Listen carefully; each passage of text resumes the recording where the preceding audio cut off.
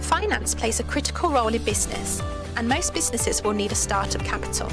And once a business starts, its day-to-day operations must be funded as well. The one question that holds back most people from actively engaging in entrepreneurship is, where will I get the money from to start my business? There are many ways to fund a new venture, each of which with its pros and cons. Sometimes entrepreneurs may not have a choice, but to opt for one or the choice is thrust upon them. For example, taking out a bank loan or using personal credit cards, which can mean personal liability. As long as you're aware of what the implications for taking out debt to set up a new venture are, you will take necessary protective actions. But are you aware of other ways to raise equity finance, such as government schemes, working with university partners, international business plan competitions, angel pitching competitions, and crowdfunding? There is a lot of money going around for entrepreneurs in both the formal and informal sectors. With preparedness, a good business case, a clear idea of funding requirements, and some track record, you can conveniently attract investment for your new venture. Hello, Punita. Hi, Ali.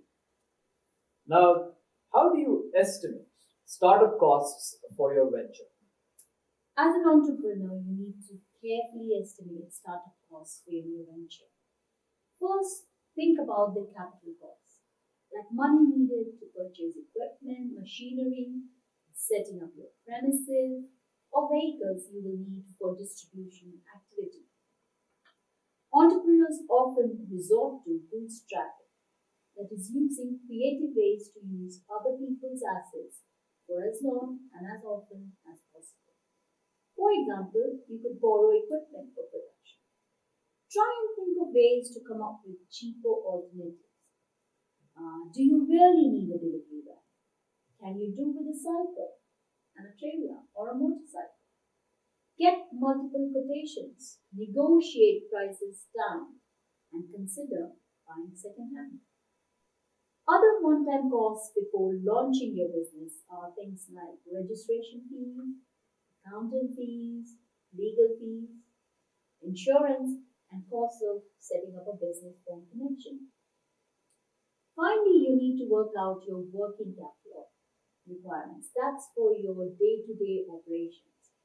This involves things like employee salaries, paying for overheads, payments to suppliers, buying your inventory stock, and of course marketing costs, to name a few. Ideally, you should have about 3 to 4 months of working capital in hand before your business sets going.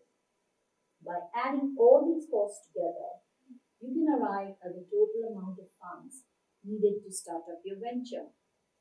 Remember, these startup costs are not to be confused with pre-startup costs, which are costs associated with proofing your business idea, the initial research and development, the prototyping, customer testing, and other market scoping activities you would have conducted, such as going to meet potential clients, customers, or researching your competitors by visiting their retail locations.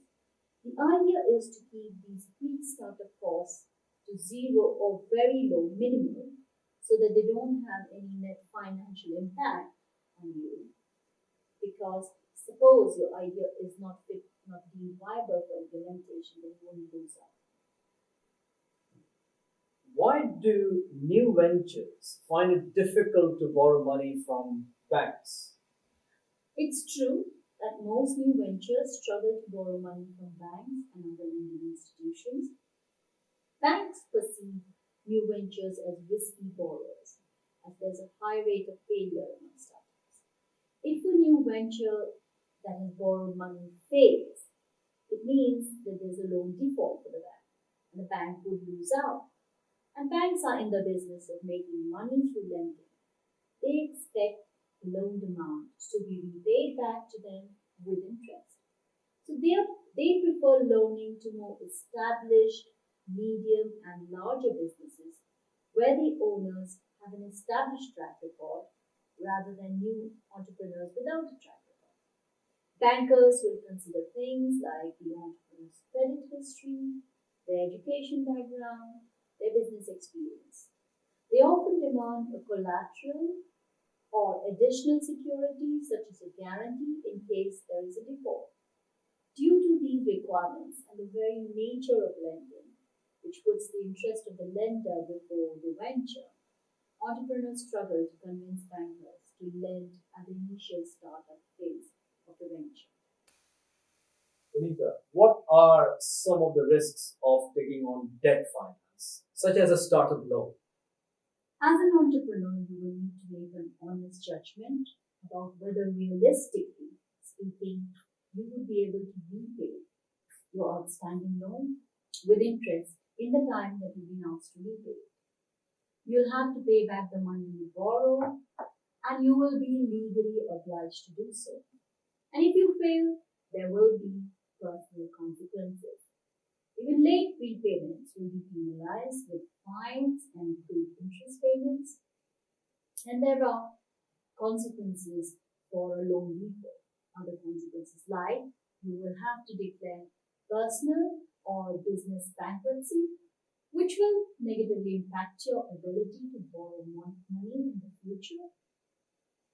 Prosecution leading even to imprisonment and the seizing of your personal assets. In case your family were guarantors, then their assets could also be seized by the bank through court orders.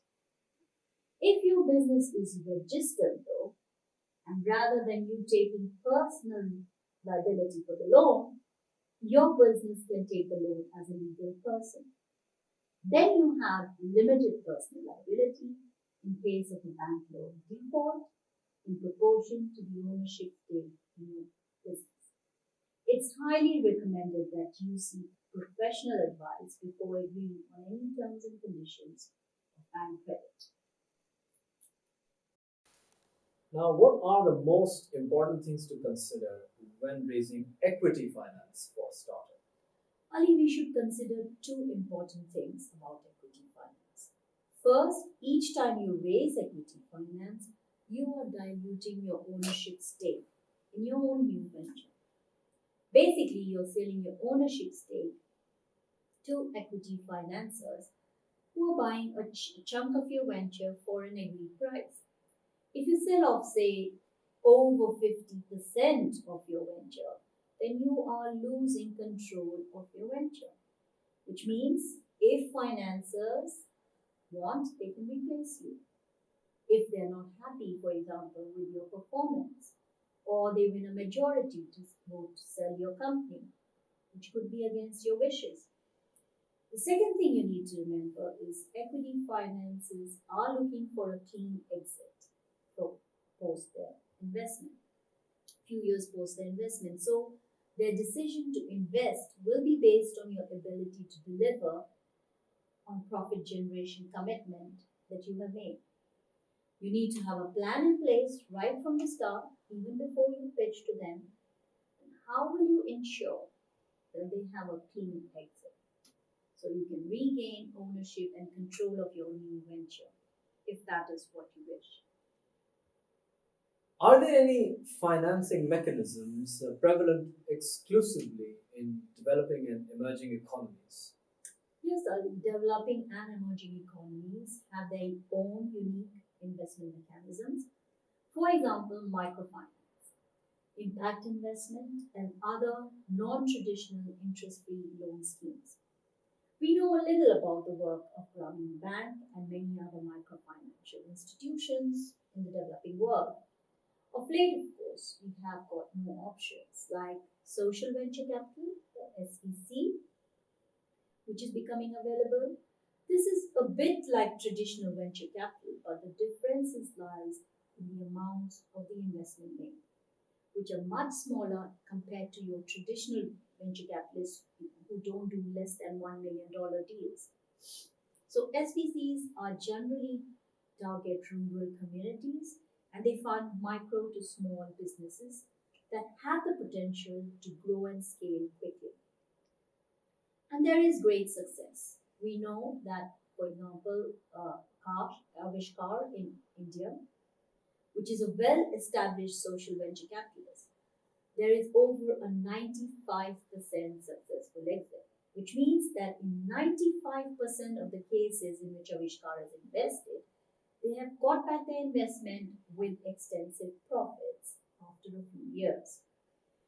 Whereas for traditional VC, if 1 in 25 investments leads to a successful exit, then that is considered a big one. So you can see SVCs are pretty successful ventures in themselves.